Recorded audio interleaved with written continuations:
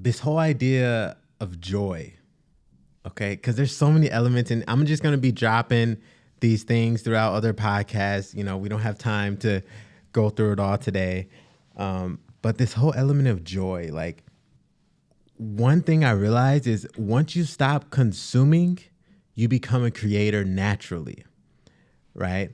Because what our society is doing is it is filling us up with so much content that we become passive consumers and not in a we like the beautiful thing about boredom is that it gives you space to find joy, right? It gives you that contrast.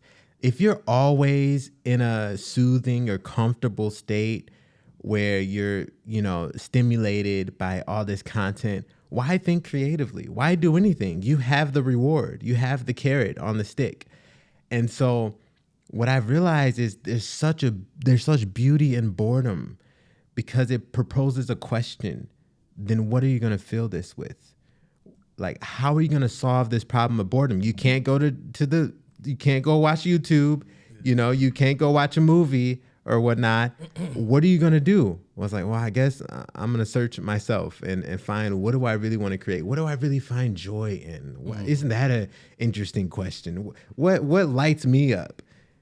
Turns out it's a few things. Don't have to go into specifics, but I've experienced so much inner growth. And one thing that it led me to, and this is I think if I could just share this with the world, oh my goodness. I love this so much.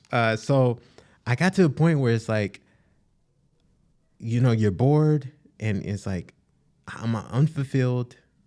I want to be fulfilled. Okay. So what do you do? It's like, okay, search my heart. Like, God, okay, help me. I said it in intention one day. I was like, God, show me joy. Like, help me to find my joy. And I was able, there was thoughts that came up, but what it distilled down to was adventure. Like, I want to explore the world. Like, I want to see things I've never seen before.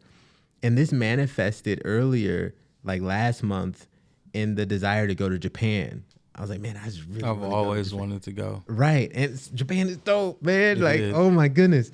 But I was lusting after that, and it was really an escape. Japan was like, let me get as far away from where I am in hopes that no trace of my bored life can follow me. And I was like, that's the epitome of adventure. Japan is so far away. It's like another world, man. Like, they do everything differently. They're so freaking cool. That's where I want to go. But as I look at my bank account and see that I can't get there, I'm like, well, doggone it, I'm bored. Like, I'm miserable. I want to be in Japan. What God showed me, though, is that adventure is not a place.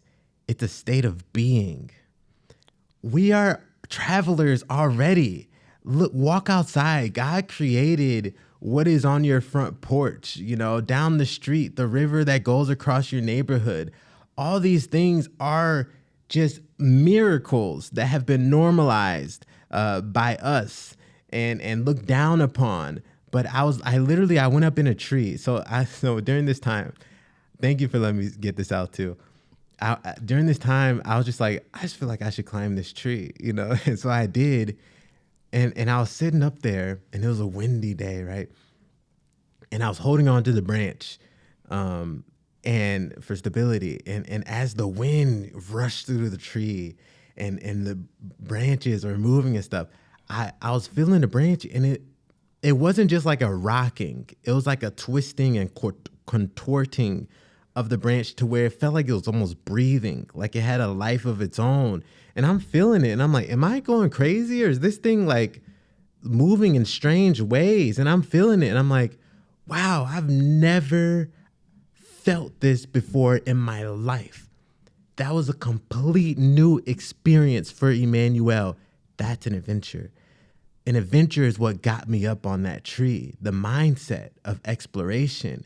And so from there, it was birthed, okay, start writing down. I'm going to fill this whole notebook of things that I love, just things that just call out to me during the day. One of them was cracking a peanut shell.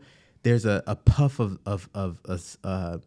dust that kind of twirls out of it, just a tiny little thing. But I'm like, wow, that kind of looks cool. Or just the cross section of a lemon. I just love the symmetry and the brightness of the yellow. Or just watching a squirrel run on a tree and just how free it is, but it's so high up. How can it feel so stable while being so high up?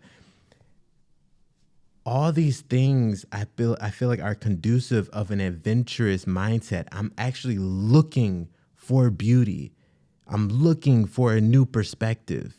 And in that sense, that desire was fulfilled, because I could have gone to Japan and then come back and have the same issue. Well, I want to go here now and I want to go there. But now I'm living from that place of adventure. And if I go to Japan, that's just a cherry on top. But I've already found that joy here. And this is the last point. Now I'm creating from this place. Now that I have so many treasures and so many souvenirs of perspectives and different things that I've loved, now I'm like, wow, I want to share this with the world now. And oh my goodness, so it's just such a beautiful feedback loop of joy and love and creativity that I found in this space of detoxing that I could have never imagined. And